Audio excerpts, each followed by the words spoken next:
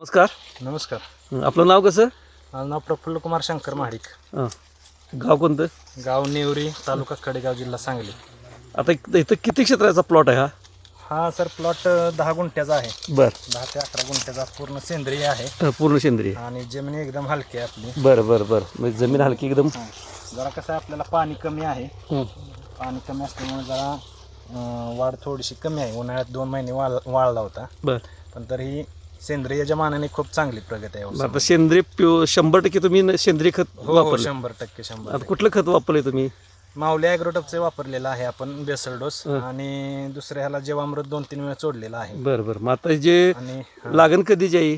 लागण ही ऑक्टोबर 2020 आहे. ऑक्टोबर एंडिंगची आहे. एंडिंगची आहे. हो. मग कांडी लागण म्हणजे का डोळा पद्धत नाही, केली? डोळा पद्धत आहे. एक डोळा पद्धत एक केली. डोळा पद्धत मग आता साधारणपणे एका गड्ड्यामध्ये किती ऊस आहेत? आहे. एका गड्ड्यामध्ये 13-14 आहेत.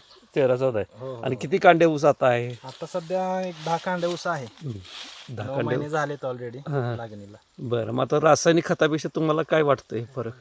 रासायनिक खतापेक्षा कधी पण जैविक चांगलंच आहे. बरं. आणि माझा सुरुवातीपासून कल जैविककडेच आहे. बरं. त्याच्यामुळे रासायनिक खतावरती जास्त मी भर दिलेलाच नाही. बरं. जरी घालायचं झालं तरी काय असेल ते जैविकच सेंद्रिय.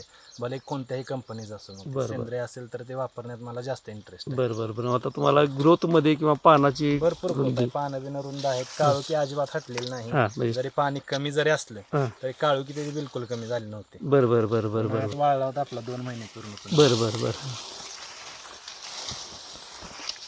ठीक आहे. मग आता हे जे पीक दिसतंय तुमचं हे, हो. मग तुम्ही पूर्णपणे समाधानी आहात? पूर्ण समाधान आहे. बरं. तुम्ही इतर शेतकऱ्यांना काय सांगू शकताय? पूर्णपणे सेंद्रिय वापरलंच पाहिजे. कारण सेंद्रिय वापरल्याने काय होतंय, रोगराईला म्हणजे ते पीक जुमानत नाही. बरं. कोणतीही रोगराई जर असेल तर त्या रोगराईवरती म्हणजे ते पूर्णपणे कणखर बनतंय. ठीक आहे. रासायनिक खताने जमीन पण खराब होत्या हां. आणि रिझल्ट तात्पुरता भेटतोय. ठीक आहे. कायमस्वरूपी नाही भेटत. ओके. धन्यवाद सर. धन्यवाद.